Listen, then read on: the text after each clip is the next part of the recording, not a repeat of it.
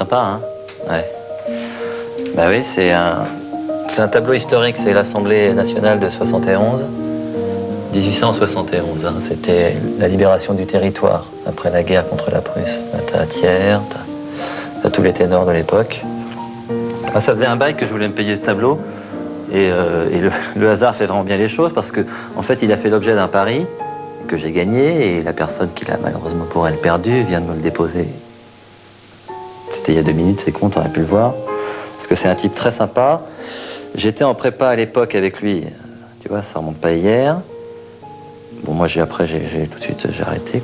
Lui a poursuivi ses études, brillant diplôme, la voie royale, il intègre une entreprise prestigieuse, on lui confie tout de suite de hautes responsabilités, donc, tac, déjeuner d'affaires, dîner, et il prend 10 kilos, par contre.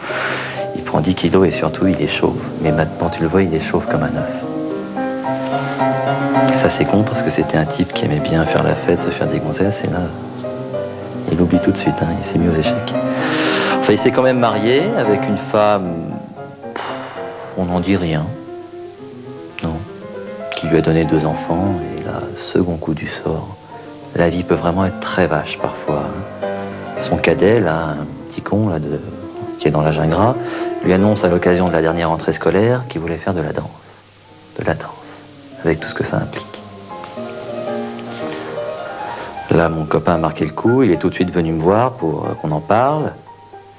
J'ai essayé de le rassurer, je lui ai parlé de j'avais vu un truc, là, ce danseur, Baryshnikov, le russe, qui est parti aux États-Unis, qui a épousé une actrice d'Hollywood, une espèce de conte de fées. Enfin, moi, je n'y croyais pas moi-même, alors c'est sûr que je ne devais pas être très convaincant. Non, donc on a essayé de changer de sujet, et j'en reviens au pari du tableau, puisque nous avons parié sur l'identité du successeur de Ferré à la tête de Dior, hein, c'était au moment de son départ. Pour ma part, j'étais absolument certain que ce serait Galliano, John Galliano. Notre pauvre malheureux. Il les accumule, qu'est-ce que je te dis, il était convaincu que ce serait Jean-Paul Goude.